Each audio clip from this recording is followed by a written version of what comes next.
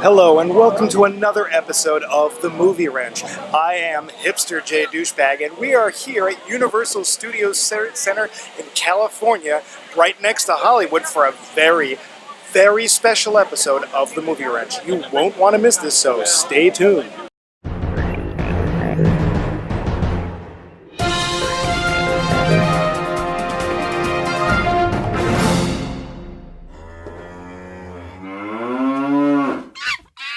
Welcome to another episode of The Movie Wrench, where we usually take big pokes at big movies. This time around, we're going to be changing things up a little because I get literally thousands, total hundreds, well, some emails just like this one every single day. One in every single... Okay, somebody asked me. Let me read. Dear Douchebag, don't you like any movies? What, are you some kind of freak that only likes them weird-ass French films where everyone speaks Swedish and stuff and you gotta read? No one likes that crap. Seriously, what's your damage? Well, fan, let me set the record straight. There are some films I actually do enjoy, and no, they're not all art and foreign films where you might have to think or something horrible like that. Recent Star Wars film, for example, I liked it just fine, very entertaining.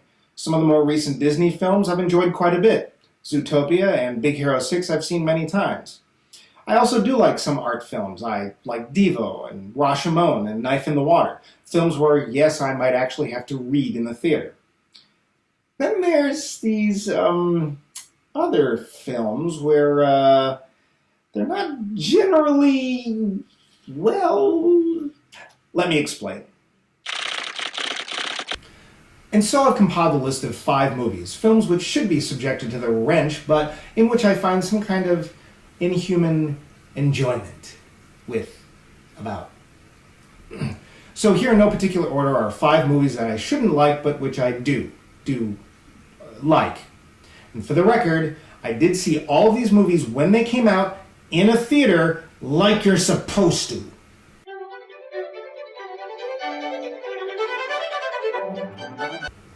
First up, an obvious choice, Conan the Barbarian. This is Arnold just as he's getting started being Arnold. He is utterly, unapologetically Arnold. He couldn't be more Arnold if he tried. And this movie is goofy. It is blockheaded. It has no depth whatsoever. And it has James Earl Jones in a kicky wig. And for all of this, I giggle with glee when watching this film. Mako is also here, and some other people. I think for big dumb warrior films, I've not seen a better example. And hell, since it's a De Laurentiis film, you know it's going to be quality. Conan, what is best in life? To crush your enemies, see them driven before you, and to hear the lamentation of their women.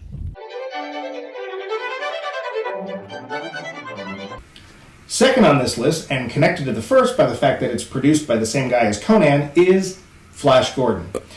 I saw this film when I was a kid and I loved it.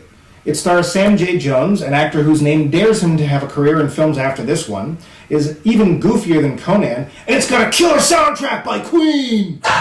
Brian Blessed is his most Brian Blessedness. Max von Sydow is ready to spit out all the scenery he's chewed, and it's even got an actor who's named after Smoker's tooth polish on board. Fun for the whole family. And it's trying really hard not to be Star Wars, and yet it's still kind of Star Wars at the same time. When Maya conquer die, everybody cry.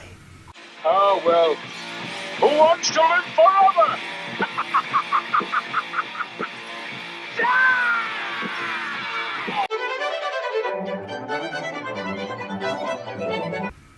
Third movie on this list is likely to be a bit of a head-scratcher. See, unlike the rest of the free world, I am not a big Bruce Willis fan. I really only like him in 2 movies, and neither of those has the word die in the title. First is Fifth Element, and the other is on this list. Yes, Hudson Hawk is one of my guilty favorite little films. It makes no sense, really. Feels like they were writing it as they were filming it, and has references so vague that without the internet or Austin Powers, I don't think anyone would get them. And yet the performances are so gigglingly wonderful and weird. According to the director, it was a big hit in Europe. I swear they made the ending up as they were literally running out of film. Win! If Da Vinci was alive today, he'd be eating microwave sushi naked in the back of a Cadillac with the both of us. Continuing on the what the vein, we come to number 4, Krull. Yeah, I know. It's got a plot so thin you want to give it a sandwich. It's got acting that comes in questionable amounts. And it's got special effects that weren't so special even for 1983. And yet, it had a certain special something. Stop it! That grabbed this little douchebag heart. I truly love the fantasy elements to this film, such as the blind emerald seer, or the Cyclops people who gave up one of their eyes so they could see into the future, or the Widow of the Web. These felt so much like the elements to the D&D games that I heard other people were playing. It's got a great James Horner score, and someone spent a lot of money on this for the time. Sure, the effects suck, but so what? Qui-Gon Jinn is in it, and Hagrid, and the candy shop owner from Willy Wonka. So yeah, Bite Me, one of my favorites. Fame? It's an empty purse. Count it. Go broke. Eat it. Go hungry. Seek it and go mad. And the last entry on this list of films which critics love to hate, but which I like because... I've got to get a better title. Alright, so the final entry on this list is... Van Helsing. Ooh, I can hear those eyes rolling from here.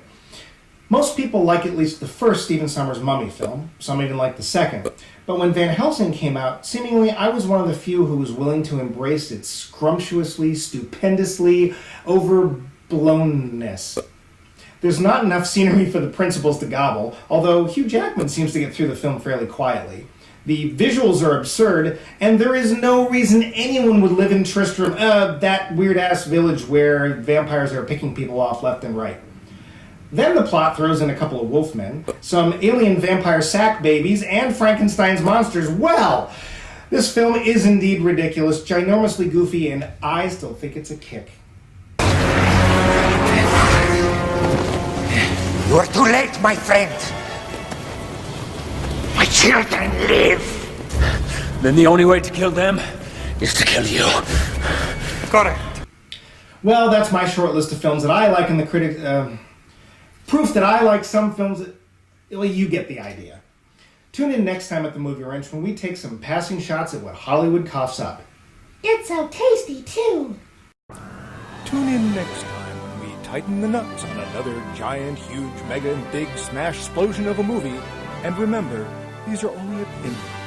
Mine. They don't hurt much. Welcome to the Movie Wrench, where we like to... tighten the nuts, tighten the nuts, tighten the nuts!